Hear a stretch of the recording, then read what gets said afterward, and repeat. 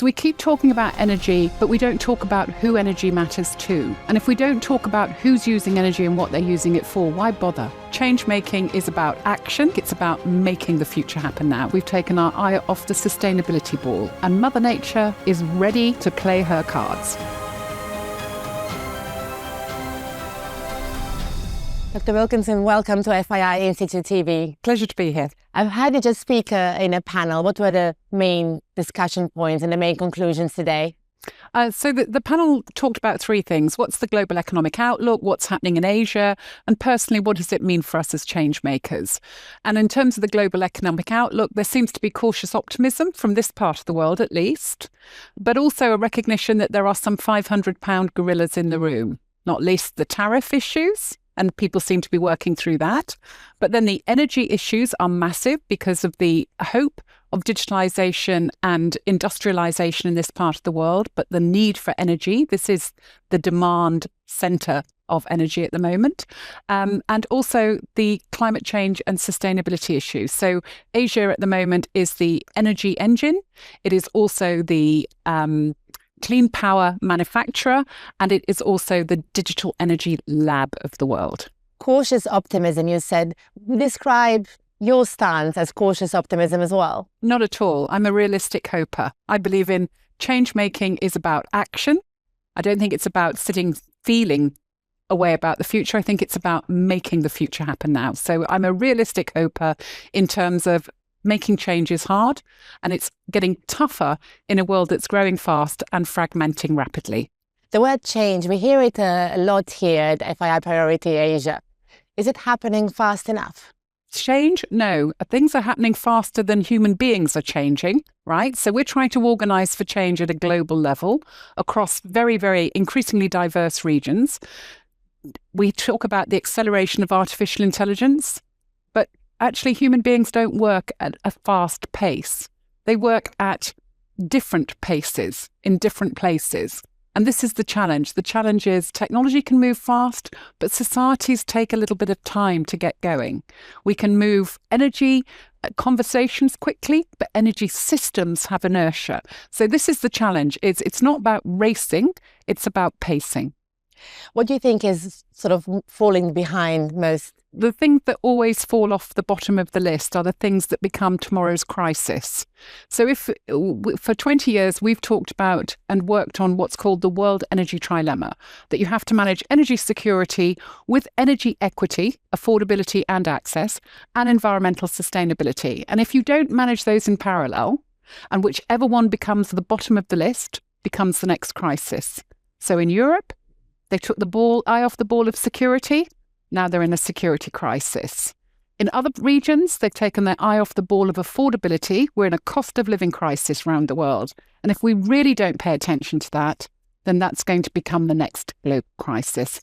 And in some parts of the world, we've taken our eye off the sustainability ball.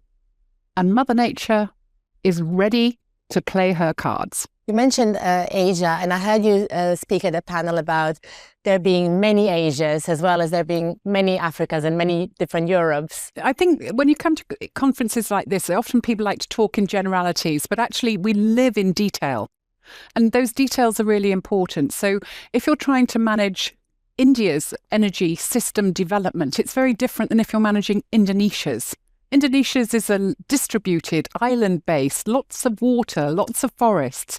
India is a big landmass, got lots of land. So they're very, very different situations. But we tend to talk about Asia or Africa as though they're homogenous things. And actually, energy doesn't work the same way around the world. You have cloud cover in Asia, which means solar doesn't work well as well here as it does in the Middle East. And we have to get used to managing the detail, not just the high altitude conversations.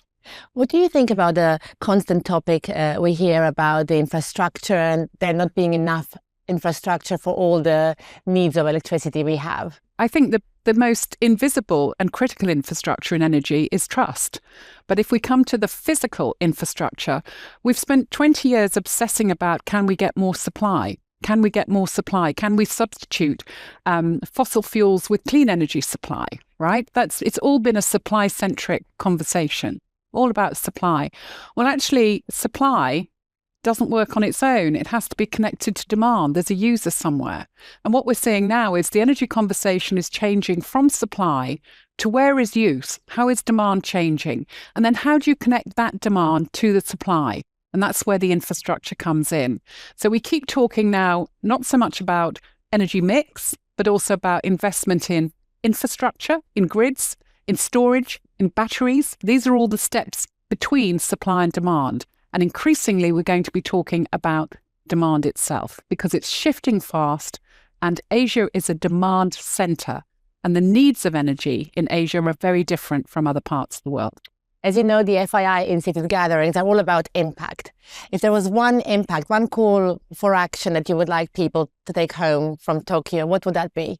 I have a very simple energy table that I set for everybody, and that is I would like the world's most inclusive and intergenerational energy conversation to take place. And I'm inviting everybody to Riyadh next year to do that, just before FII at World Energy Congress. Why? Because we keep talking about energy, but we don't talk about who energy matters to. And if we don't talk about who's using energy and what they're using it for, why bother? Clean energy investments are booming, but yet emissions are rising. Yes, so there is an increase in investment in renewables, in nuclear, in storage, but emissions, the momentum is massive. So to address the emissions issue, we need to not just think about how do we reduce the emissions of supply, we also have to think about how we use more carbon pricing and offsets. Because if we really want to bring down the climate challenge, we have to not just to make these systems clean, but we have to regenerate and restore the climate itself. So emissions continue to rise because we're using a lot more energy. Emissions continue to rise because we're still dependent on fossil fuels, and we will be for decades to come. And emissions still rise because we still aren't investing in capture, in reuse, and in mitigation in the right way. We keep hearing about AI and data centers. Yes. Again, we talked about the massive amount of energy needed. What is your view? So the estimate is that data centers are going to increase the amount of world energy needed by at least 20% over the next decade, right? But people don't understand the sheer scale and size of the energy system. So let me just give you let me try and help people understand the energy challenge, right? Despite all the talk about investment in clean energy and the renewables revolution, right? Less than 20% of the world's energy system is powered by electricity, and of that, less than 30% is powered by renewables, right? So there's a whole big system that's what I call the 500-pound energy gorilla that's in the room. Now, I think that what we are seeing now is much more investment going into decarbonizing oil and gas, not phasing out them, but getting rid of the emission side. Because at the end of the day, industry needs the carbon. We all use carbon.